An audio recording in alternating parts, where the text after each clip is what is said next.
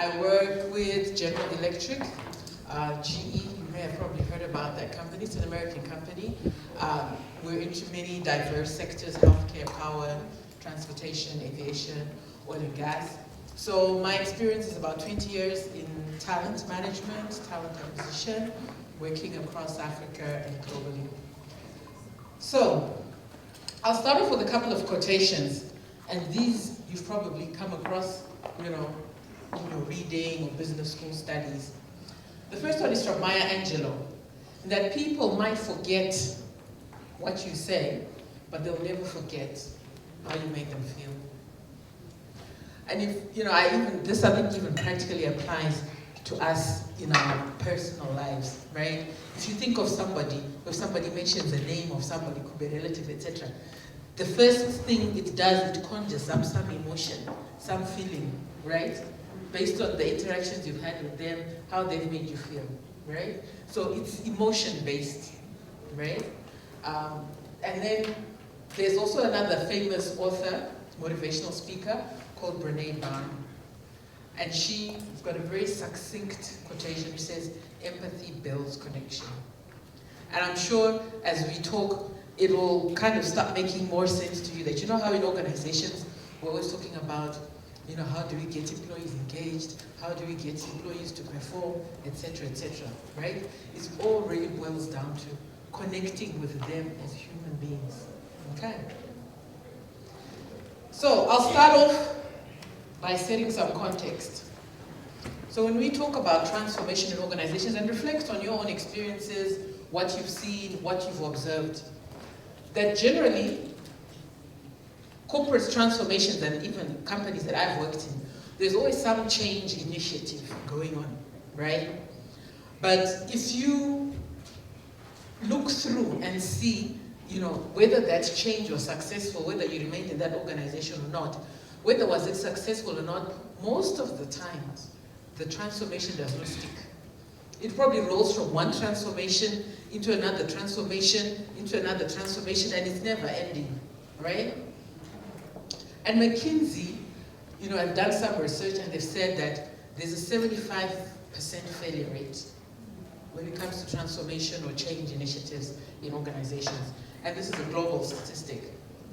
And I'll probably say it resonates within our context as well. And a lot of the time, they say, oh, it didn't work because we didn't implement it properly, right? So they're thinking it's more a process issue. And they say, okay, let's fix the process, the how that we did.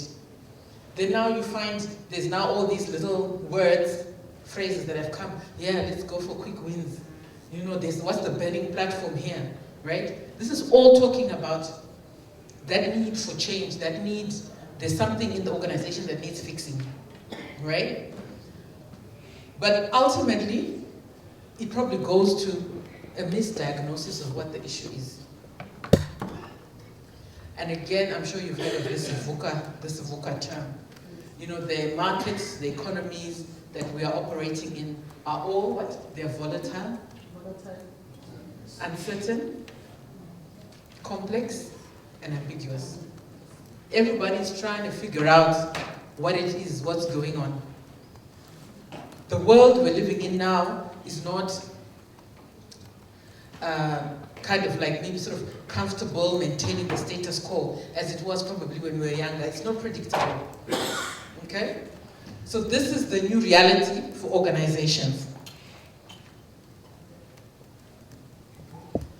And of course that leads to the unrest in the workplace.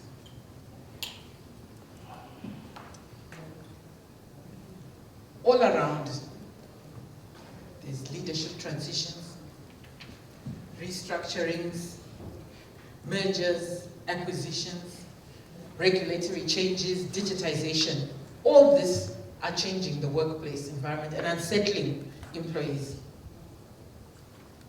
And a lot of the time, employees don't understand why. Why are we doing this? Why is the organization doing this? They feel shortchanged. And then what happens? Then there's the corridor talk, right? And then as an organization, you're trying to get everybody on the same page to drive the change. And then of course, where people are not understanding, what they resist.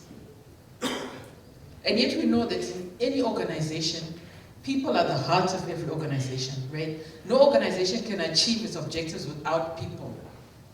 You know, there's the old phrase that yes, people are the most important asset in an organization. Yes, they are, but I think a lot of the time they are overlooked, right? They're the ones that can make or break the transformation or any initiative in an organization. And then of course, then what happens? Transformation fails, and then you wonder why.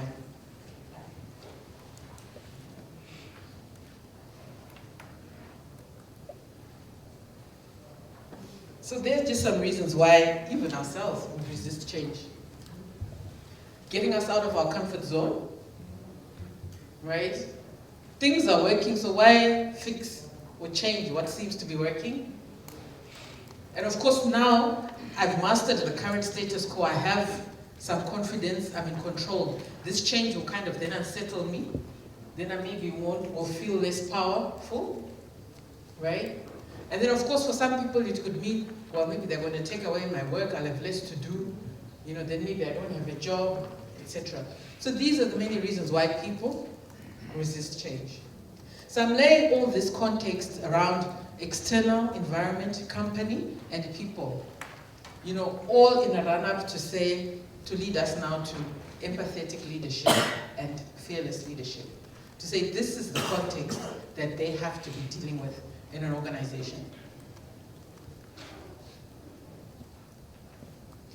So empathy. So empathy is not sympathy, right?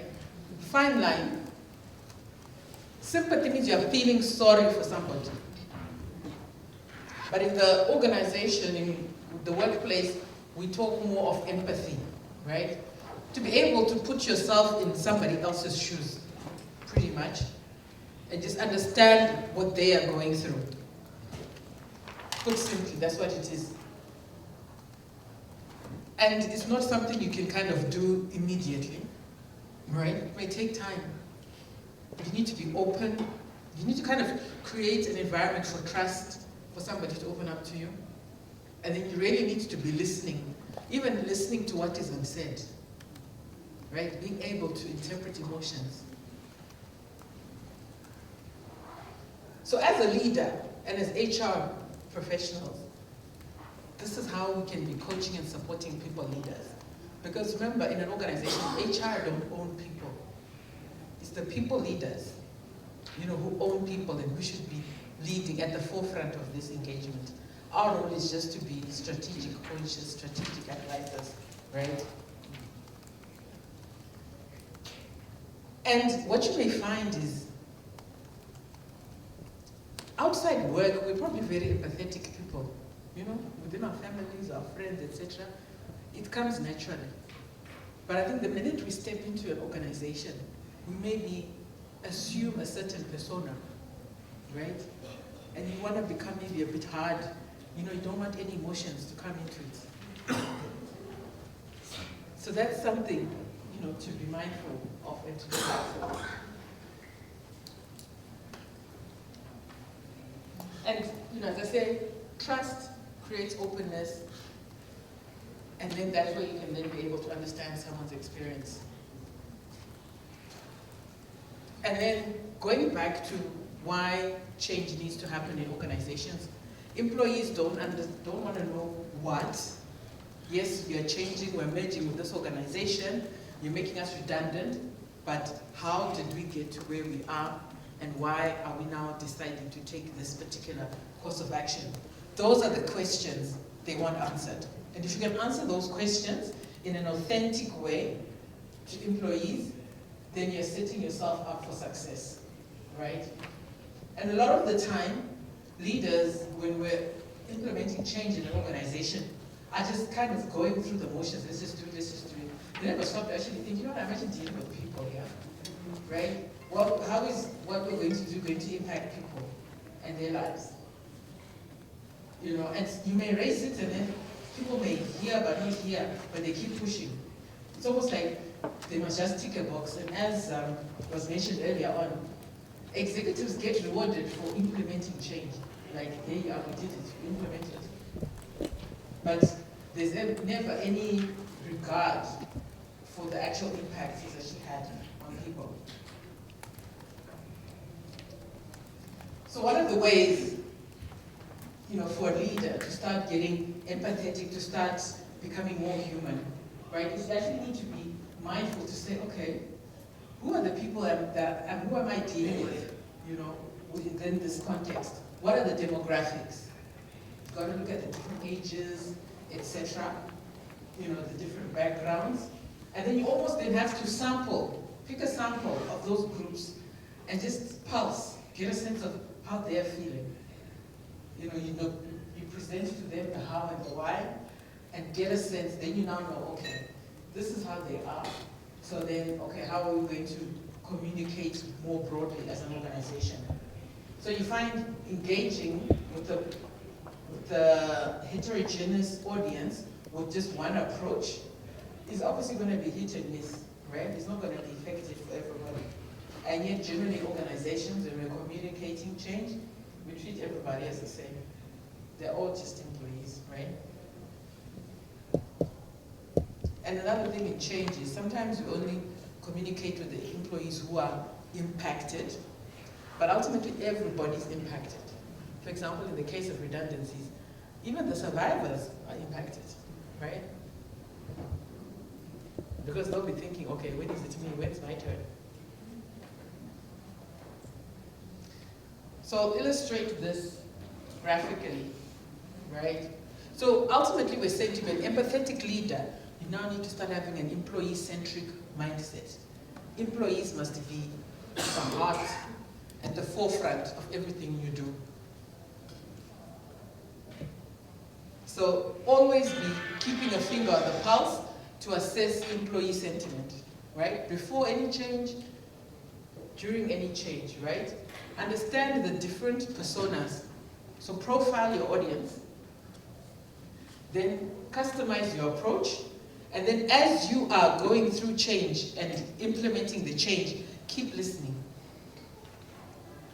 And then iterating, changing, modifying your approach as you go along.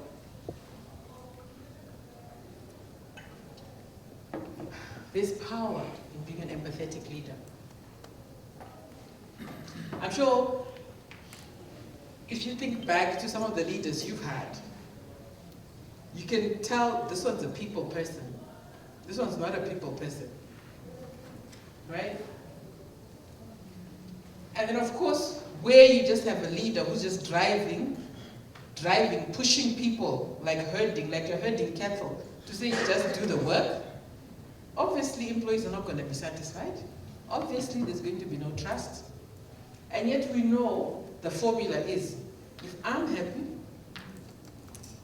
if you are making me happy, I trust you, right?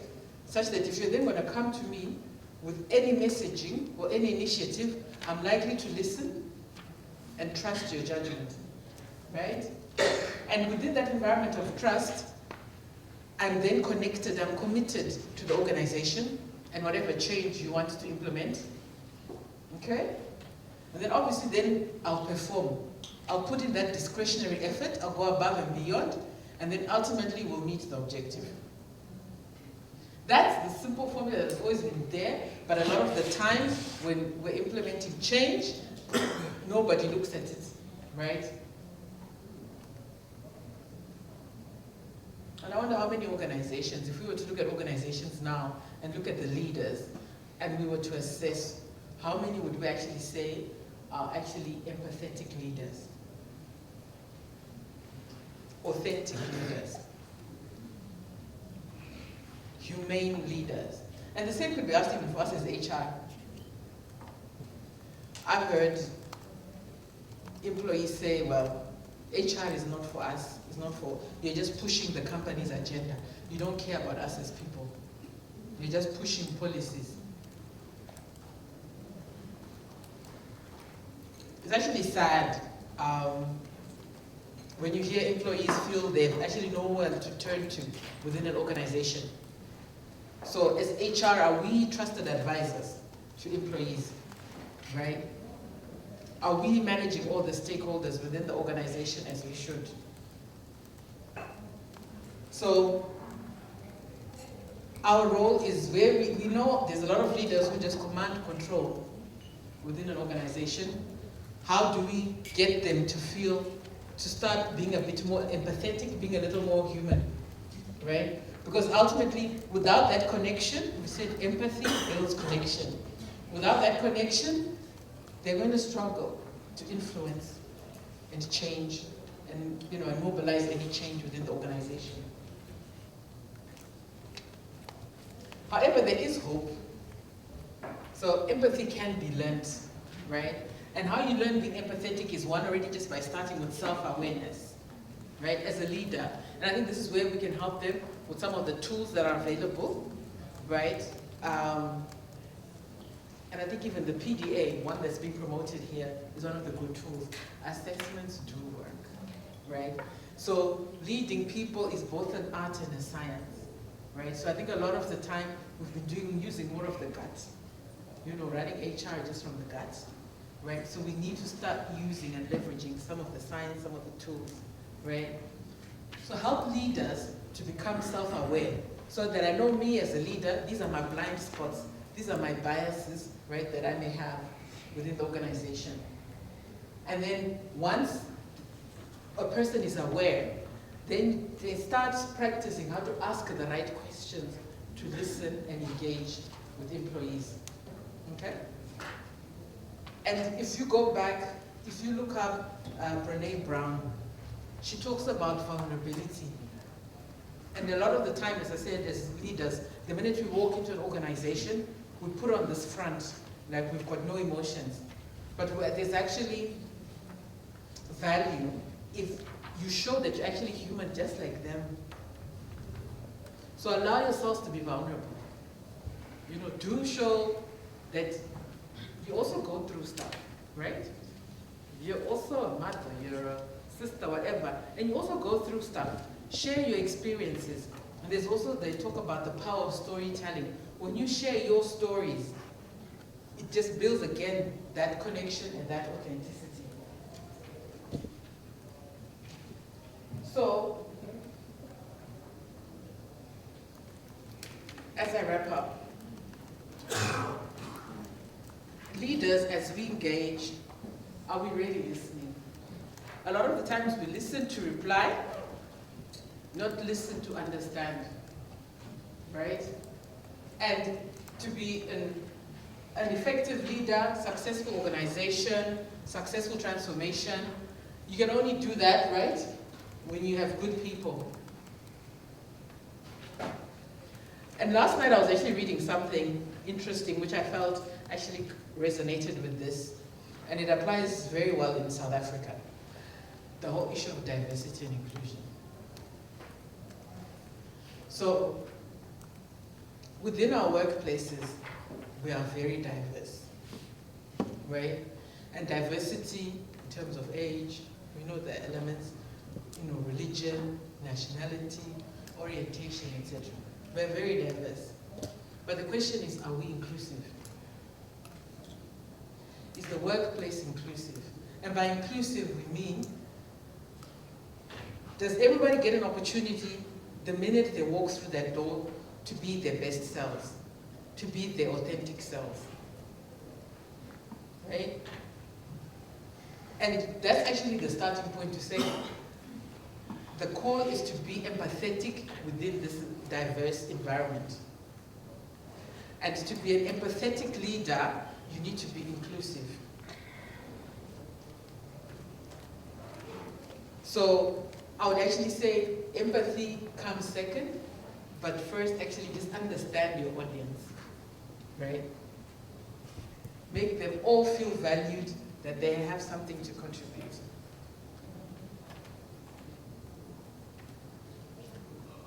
On that note, I'll hand over to June Chandler, and you'll share some practical perspectives. Thank you.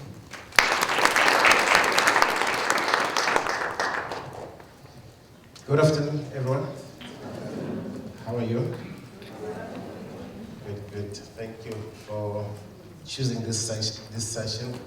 I hope you're not going to regret why you came here instead of another session. So my name is Nhlanhla Kwabe.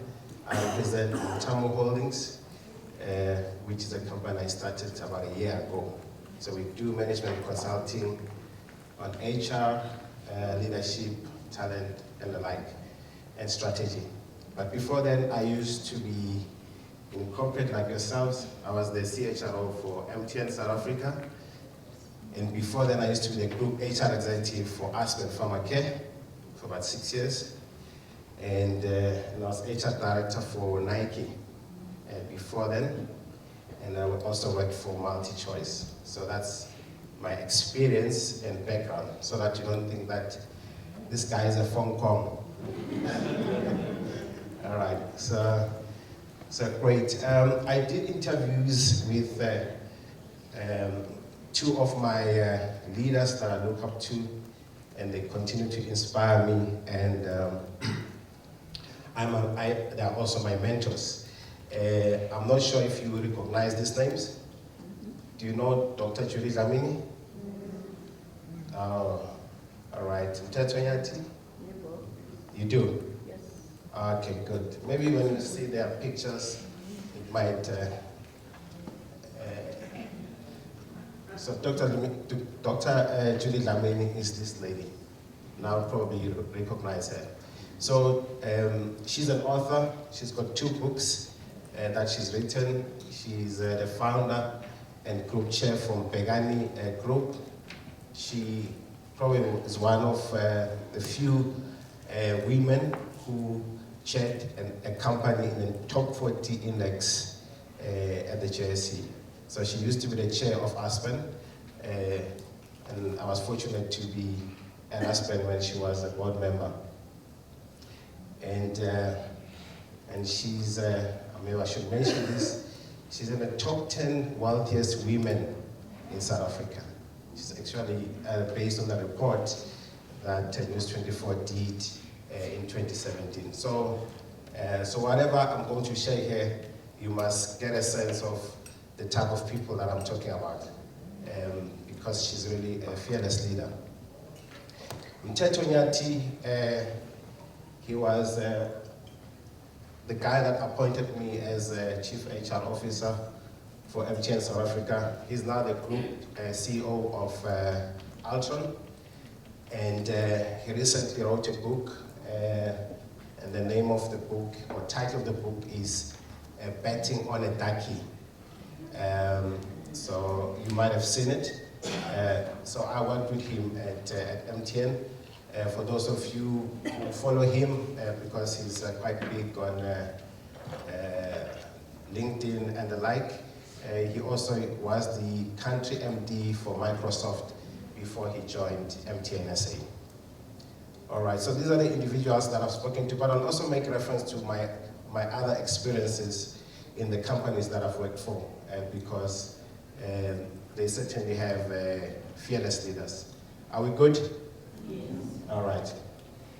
So what I did is, or maybe I should mention this as well, that so we recorded these interviews, so I will leave my details, or you can get my card afterwards, and then I can share the video with you afterwards. I would like you also to listen to and absorb what I'm going to share, not only from a perspective of the people that you serve in your corporates as leaders, but I want you to look at it from your own perspective, because I believe that for us as HR people to create and have an impact in terms of our leaders in the organization, we should also be good leaders ourselves, correct? So any really HR leader or executive that wants to be impactful, they themselves must be a fearless leader, all right?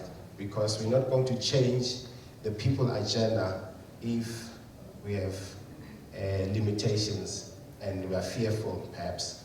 Are you with me? Great stuff. So I asked them when I spoke to them about what they thought fearless leadership is. And you'll find that in most of the comments I'm making here, most of it is direct quotation from what they said. Some of it really I used my words. So Mchacho had this to say. He says, for him, fearless leadership is a single-minded focus on growth, forward movement, and action. So that's quite profound and very important. And I really think that the key words here, one is growth. And here it's growth in all its meanings. Whether you're leading a business, whether you're leading a function, growth is the key. And one of the things that he said is that, and in his book he also speaks about this, is that the problem with most of us is that we're not really, there's no scarcity of ideas or things that need to be done. Our biggest downfall as leaders is execution. And that is why he makes emphasis on action and movement. And there are many people and many leaders that have good ideas and good strategies. But really what separates, and this is a comment he made, a great company and not so great company is really its ability to execute its strategy. All right, so if you have a great strategy and it looks good on paper and you can convince the board that this is the right strategy, well, that's really the first step. The next thing is the execution. If you can't translate your strategy also as an HR leader into action, it's really a pipe dream. He also refers to, and he speaks about understanding the environment in which he operates. So having worked with him, I know exactly what he's talking about here. And he raises these questions. This should be someone that really makes the employees feel safe when they work with him or her. That means, do the people that you lead feel that they can ask questions, make mistakes, and not be judged or punished for making mistakes? And that's really a very important aspect of a fearless leader. Judy makes a very interesting comment, and I quote her directly, and this is what she started with to say, a fearless leader is a leader who is not without fear, but fears and has less fear. And this might sound like a paradox, but really the essence here is that none of us here can claim not to have fear. There are things that gets us worried, isn't it, as human beings, all right? But I think what is very important is how well we execute the plans that we have as leaders and the people that we lead. The second point she makes is that a fearless leader is someone that's authentic, and she says it's someone that's easy to trust. So it's effortless to trust them. That means what you see is what you get. So, if you want to be a fearless leader, don't be a leader that says one thing this side, and on the other side, when you get to the board meeting, you sell out on your very same employees. I've worked with bosses like that as well, where because they want to protect their jobs, and the HR most of the time is the sacrificial lamb. So you'll agree on something, or maybe there's ballooning staff costs, and then you have all the explanation why, and most of the time it's actually the CEO that would have driven these staff costs. You get to a board meeting, suddenly no, HR did not do their job, okay? And that's not an authentic leader. So an authentic leader will support you, will back you up through and through.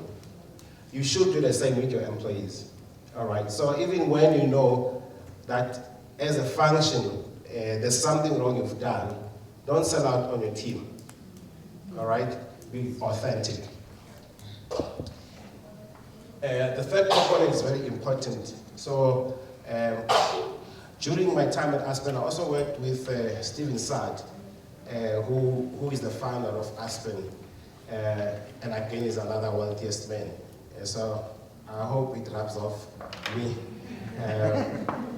he is in the top 5 richest people in Africa. So very wealthy. And he got wealthy when he was young. But one of the things that he speaks about and what he demonstrates is humility. All right? So sometimes people think that results-driven leadership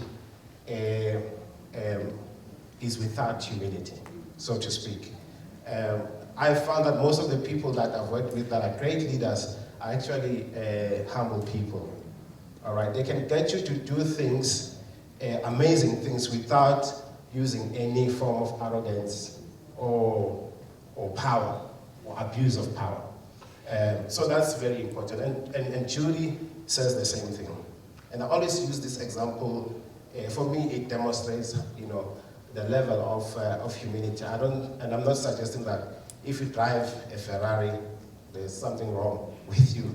But Stephen drives the most basic car, wealthy as he is. And for me, that's a demonstration of his humility. And he doesn't have a driver or bodyguard. He drives himself to work.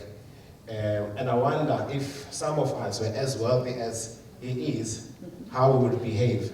But in any event, the point is, humility is a critical component of a fearless leader. Are we still together? Yes. Okay, cool.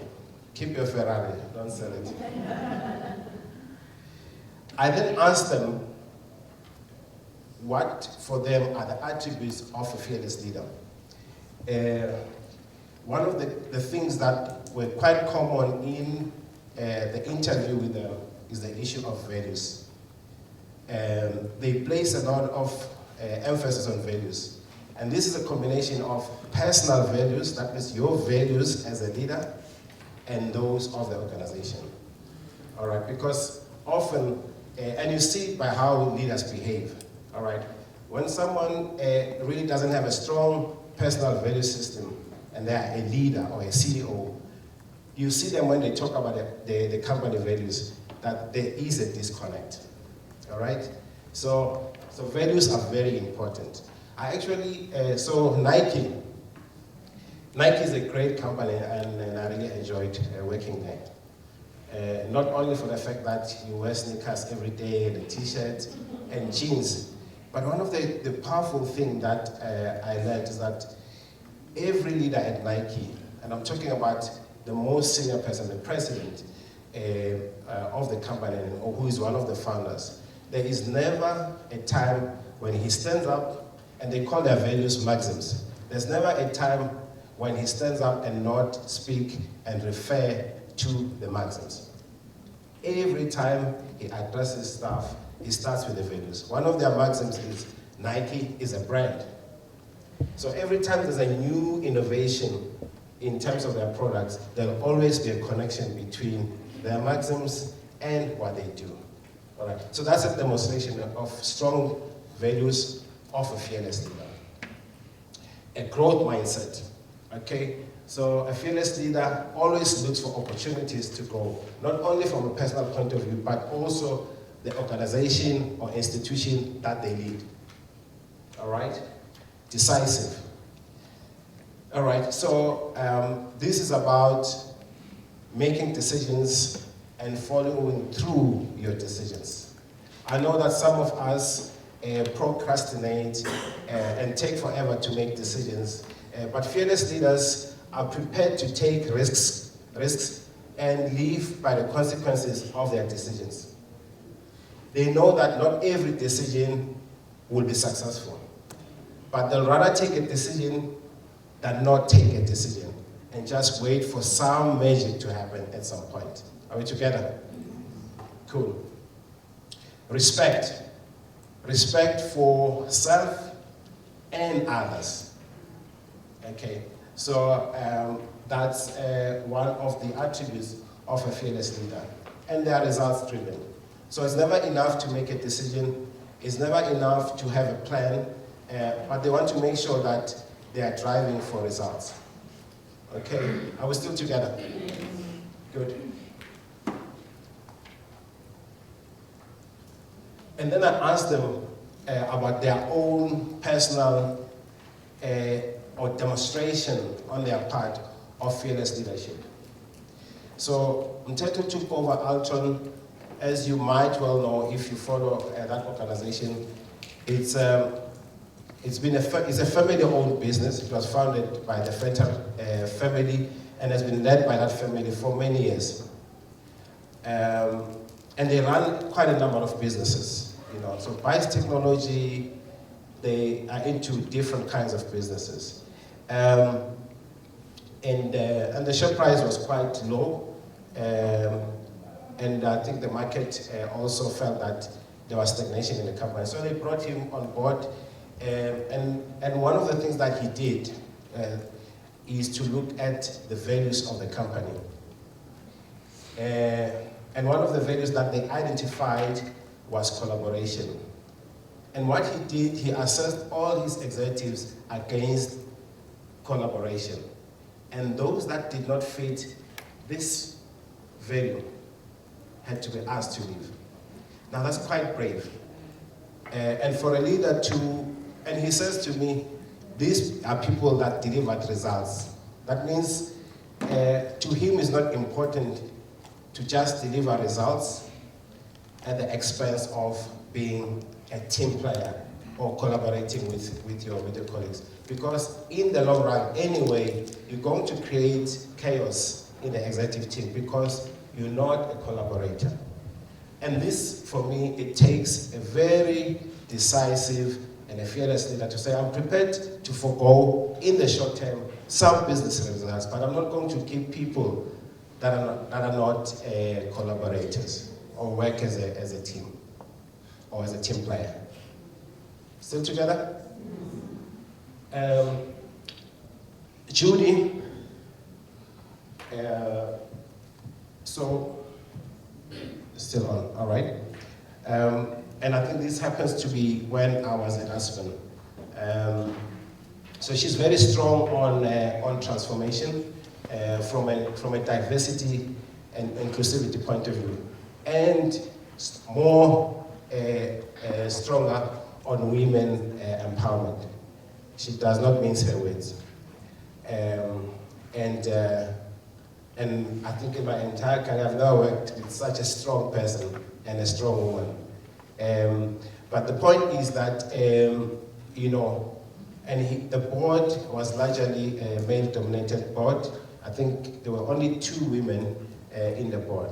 But I can tell you, the executives, every time there was a board meeting, if there's one thing that they always were worried about was transformation. And they knew that Judy will take them on. But what is very interesting and important to point out is that she does it in the most respectful manner or way. She doesn't shout, she's not aggressive. She will tell you strongly with the greatest of respect. And you'll get the message. And that's really what she did at Aspen. I then asked them, and I'm about to finish, this is probably my last slide. I asked them, so what is it that people can do to develop or grow fearless leadership skills?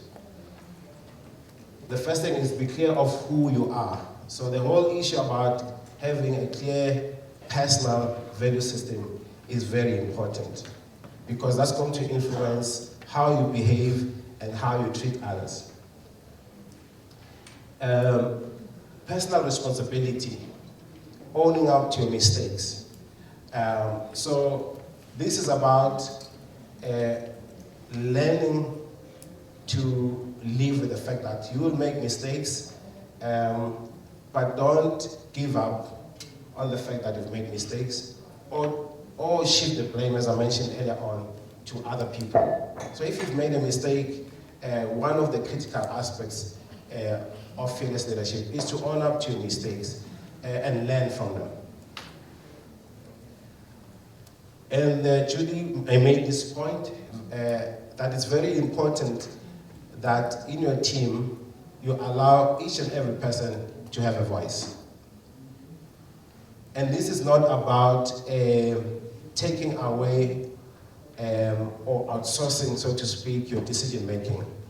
But it's also to create a culture that says, this is the vision of the organization that I'm leading is ours, and it's not just mine as the leader.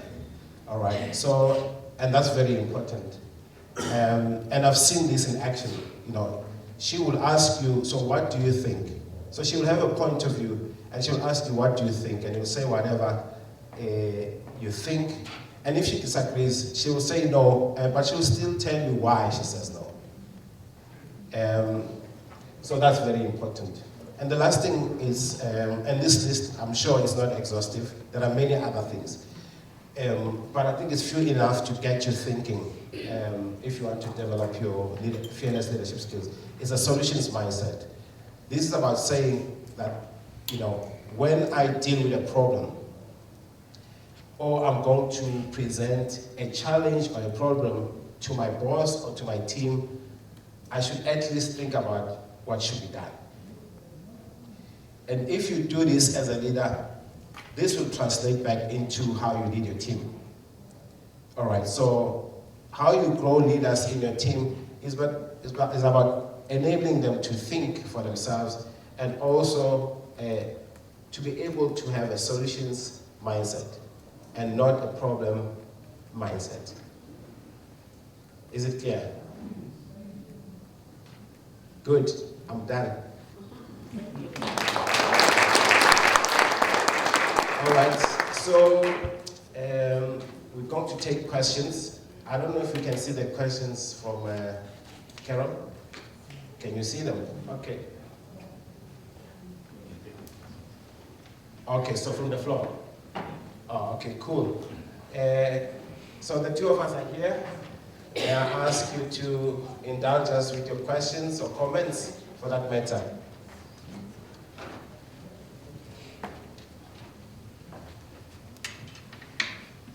What could have been wrong if what one would have thought is empathetic leadership turns out to be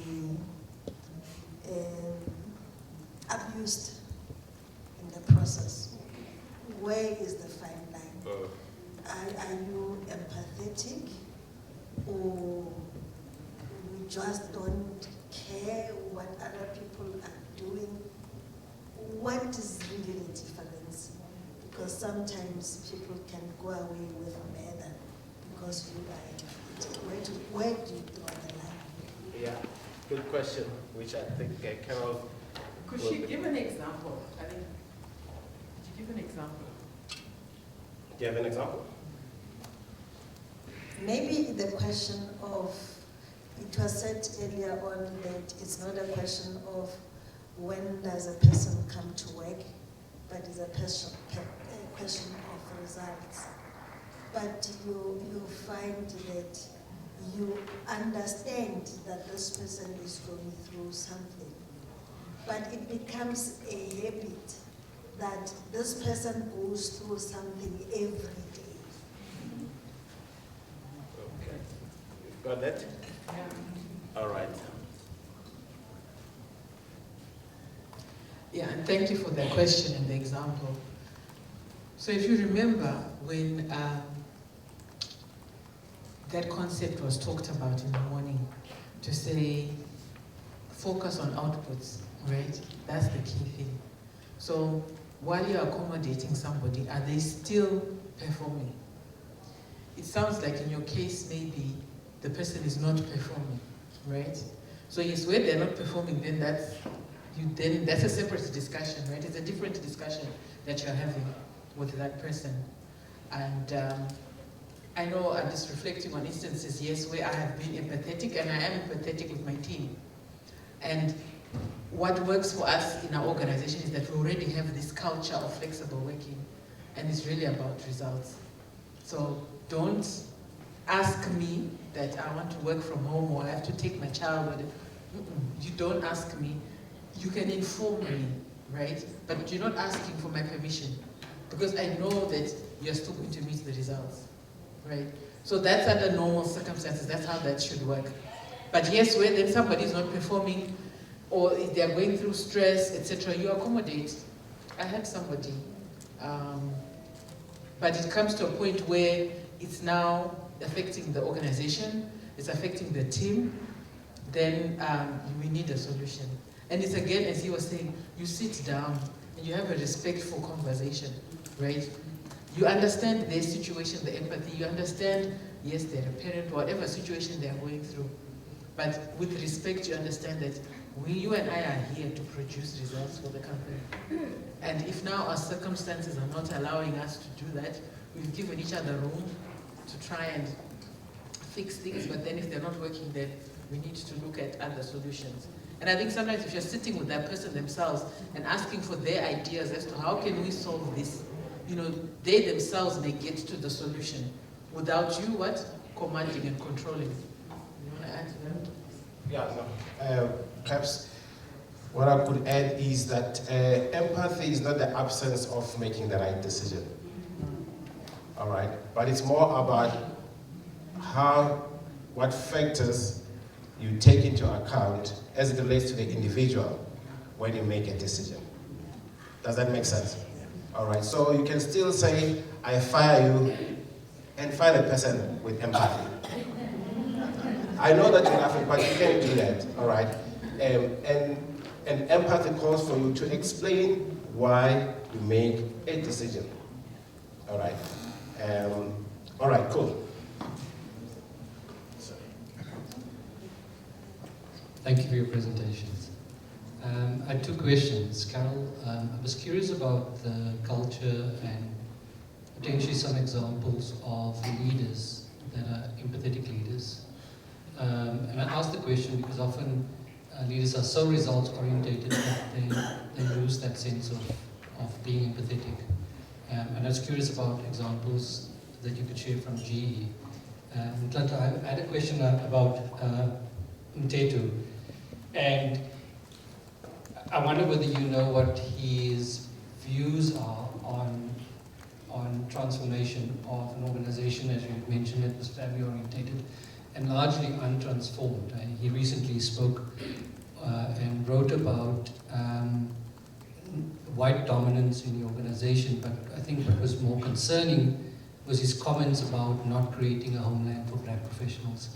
And I was curious about whether you've had that conversation with him and what his thoughts were, and being a fearless leader around creating an inclusive workplace. Thank you. My observation, and this is kind of like, I'm trying not to incriminate anybody. In the organizations I've worked, I have not seen much empathetic leadership. If truth be told. I have had excellent leaders, and I would say, yes, my leaders have been empathetic, right? Empathetic to the extent that, yes, they seek to understand me, right? And they are proactive. They create, it's almost, it's a very kind of open, trusting relationship, right? That we can discuss fears about what's going on in the organizations. They can give me coaching advice to say that, you know what, where this organization is, I think you'd be best positioned if you take this option and not that. That I can actually trust them. So I've had a series of leaders like that throughout my career, majority, such that up until now, I can actually go to them. We're walking my career together, right? So I can only speak from my own personal experience, but generally when it comes to organizations, there are not many. There are not many. I think consistently empathetic. Thank you. All right, so the question you asked about church is very interesting. Were you at his book launch? Okay, because I think he made a similar comment. So I did not really ask him this question in particular, but having worked with him and having been the custodian of transformation in the organization, I know he's big on inclusivity, meaning his view is that in achieving the transformation that we seek to achieve in the country and in organization, it should not be exclusive. That means, because he recognizes that a company like Altron, okay, that has been largely white, has been successful over the years. So if you suddenly come and say all the white people, must go because you want to transform, the company will collapse. So he's a person that believes that in order for us to move forward and companies to move forward is to be inclusive in the approach. So that's really, I think, where the comment was coming from. Yeah. All right, who wants to start? Okay, would you mind first?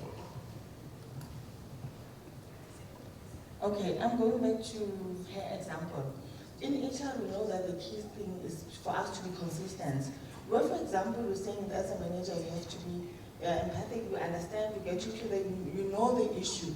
But the issue of abuse comes into play because we've got employees that are now abusing the way you are treating them. Then it comes to the question of others are looking around and they're saying you're not being consistent as a manager. Because if you're allowing person A and B to do such, sort of getting away with murder, then now you're creating chaos within the organization. I've got a good example where one employee now, she's got a daughter, the daughter is sick. We understand the situation, but we cannot, like, now and again, you want to take leave, you want to come to work 2 hours later, and other people are looking. And remember, we don't have, we are an organization that is driven on policies and procedure. So how I treat person A, I should be able to treat person B as well. So how then do we do such a situation where then you don't want to create chaotic within an organization? You don't like to be abused there? All right, can I ask a question? Yeah, sure. So, firstly, thank you very much for a very informative presentation. So my question is, how do you practice, right, or at least get the balance when you are faced with, so you're being empathetic as a leader, but at the same time you have to practice fearless leadership when it gets to employees from various religious backgrounds or traditional healers, working in the HR space where they're highly respected, highly respected, highly, I don't want to say they're fearful of them, right? But to a point that it really makes you as a leader, it's difficult to be fearless, right? When it gets to them as an example, and it's purely just because of society. So what is your advice? Taking in consideration that there are no, at least in my particular organization, there's no policies, no procedures regarding traditional healers as an example. So how do you get that balance right? Okay.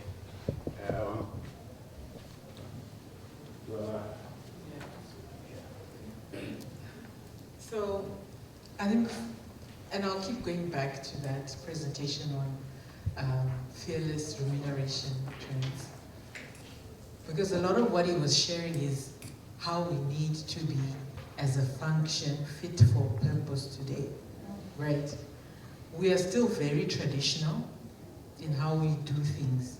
So our structures, our policies, procedures, they're not relevant for the diverse audience that we have today, the diverse workplace. So this is why there is this conflict, right? So going back to diversity and inclusion, everyone is different. So if we're going to try and do this broad brush, we're going to have clash, right? So now it's a matter of then, listen, have a conversation with people. Remember I said identify your audiences, right? So I think a lot of the time as HR, I always say it's HR for HR. We sit and think about policies in HR and then we just implement. We never consult. We don't consult. right? So you find what millennials want is different. What this cultural group wants is different, etc. So only by pulsing the organization and hearing what it is, then you can then reflect and look, okay, what can we reasonably do, right? And it's a journey. What can we reasonably do? Then you go back, and it's almost like a contract, you get to some agreement. The problem is now, yes, when you're being empathetic, and then your structures, policies, and procedures don't support that, then yes, I'm going to look and say it's unfair, right? So you really need to shift everything. You now need to have this openness with your employees. And our site, Safaricom, is actually it's a very innovative company, a telecoms company. It's a Vodacom partnership in East Africa. When it comes to benefits, they now have a basket of benefits for their employees. They've actually looked at their employees and said, you know what, these young ones, what are they interested in once you've graduated? Maybe what you want is a car, right? And then maybe as you mature in your career, then maybe yes, you want to buy a house, then you'll have a family, then you now want to be sending children to school. So they've now looked at the lifestyle, right? And how people grow in their careers and what might suit them. So they have this basket and people can pick and choose what they want. So, but just going back to your example again on the flexible working, we have to go. If we haven't started, we need to get there. But it all starts with trust. And how do you have trust? Openness. You need to have conversations. And then as HR, we need to be fearless as HR. We need to be fearless. So we need to be the ones sitting at the table with the executives and advocating for change. It's going to be radical. It's going to be out of the box. But you know what? There's other companies that are actually doing it. And it's working. Right? So that's fearless HR. That's what we need to be doing. Thank you. Just a quick comment to what Carol has said is that empathy, for it, I think, to work in the context of an organization, it must be part of the culture of the organization. So it must start there, so that when it is demonstrated by one person, it's not judged on the basis of you favor this person as opposed to the other. And and like Carol said, it's a process. So if the culture in your organization is that of empathy, when such decisions are made, because I don't think that empathy can be dealt with from a one size fits all, because there's not one situation that's similar to the other, isn't it? All right, so it's about, do we have a culture in this organization that cares about other people, as an example? And when you make those decisions, it becomes, I think, relatively easy, when you show empathy. But like I said earlier on, empathy is not the absence of taking or making the right decisions, all right? So that's very important. Okay, what's the time before we take up, do we still have time? We have 5 minutes. Okay, we'll come to you, sir. Thank you. My question relates to the first presentation where somewhere it talked about when there's going to be a change and to avoid resistance to change, perhaps start with profiling your audience. I work for government. My boss is here. So I should not be fearless, huh? I should not be fearful of her. So I work with government, and one big example that came to mind was, for instance, when the sixth administration came on board, there were many changes that were introduced, and especially around reorganization of governments, and that is the departments, so on and so forth. And the challenge that I found is it's quite a top-down type of a change. And the concept of empathy has got this smallanyana space to prevail, because it's basically, this is how the change is going to happen, and to a great extent, we sort of have to follow suit. Of course, there are change management interventions that are brought into the space, for instance, perhaps the consultants that help with that change.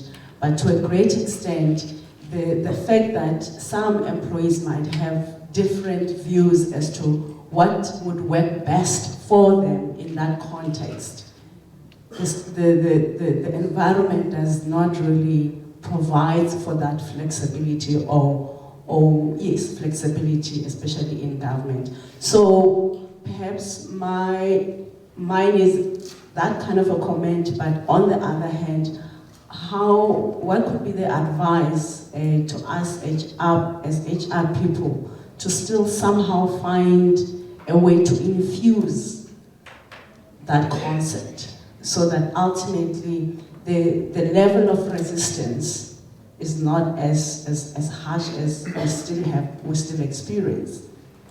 Thanks. Madam Speaker, sorry. Humble apologies. I would just like the room to put their questions into Slido, if it's possible, because we've just missed that now in literature for our analytics, and it's such a powerful question. If we could please use Slido to get the questions into the speakers. We've got our guy here, he's going to ask the questions there.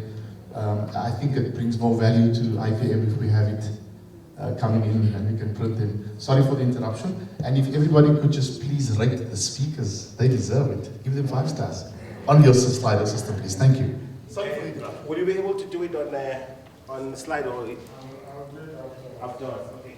Should we give him a chance to raise the question?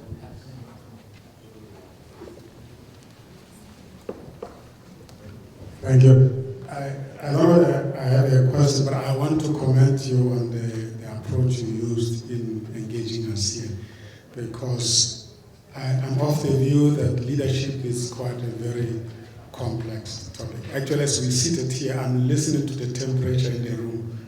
I can feel that this is quite a heavy topic. You agree with me? Yes, yes. Yeah. And the examples you've given, which are really live South African examples, that's what I want to comment you on. Because indeed, I was quite very worried when Teto took over Altron. I really, honestly, without talking to him, I just felt this is a mammoth task. And I think he's doing so well so far. But the comment I want to make, and I always, as a coach, I always say, it's a beautiful thing as a coach not to give people answers, because you may mislead people.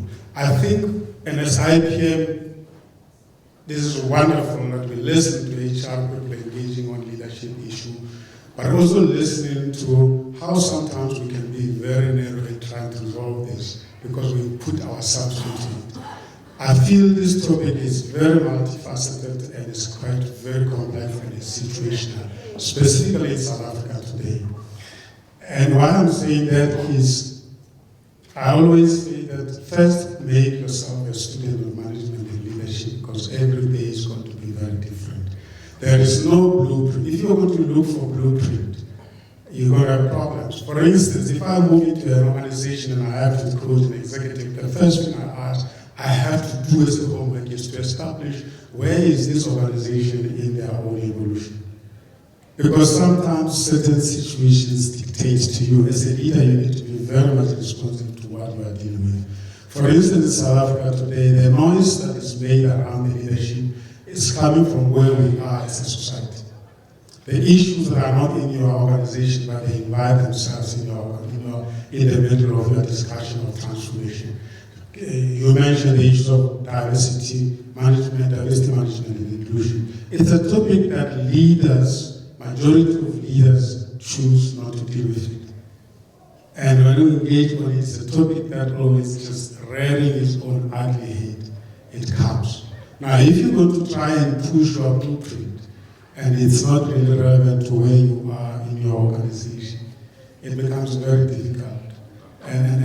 But I didn't mean to ask a question, I just meant to say, I think if we can come with case studies like this, it makes it quite very easy for us as HR to really talk to things that are very close to home. I just felt the 2 examples that you've given are quite very, inspirational, and I think we must do more of that, because lots of our organizations are looking for answers from outside. Meanwhile, actually the answers are inside the organization.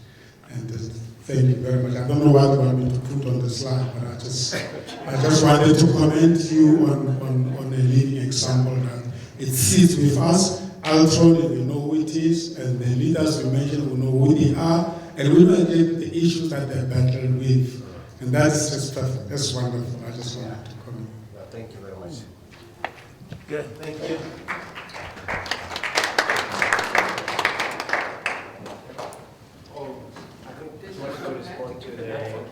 So I'll attempt to answer your question. So, yes, there are many times when changes come top down, right?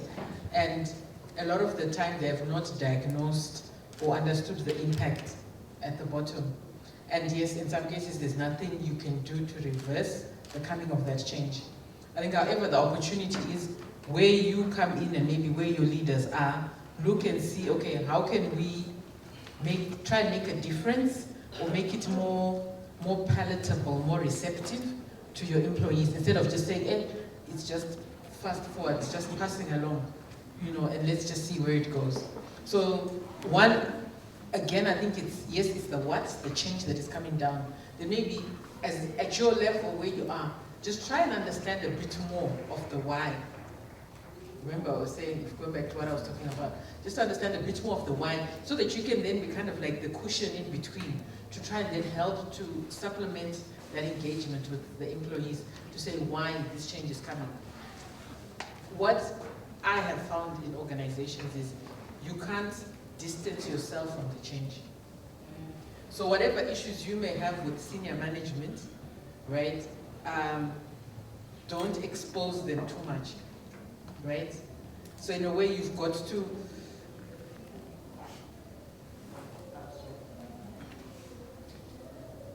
adapt, right? So absorb, adapt it, right? Try and reconfigure it in a way, right? Reposition it in a way to the employees so that they can accept it. So you have your battles up there, right? But don't expose and let these employees, just try and soften the blow.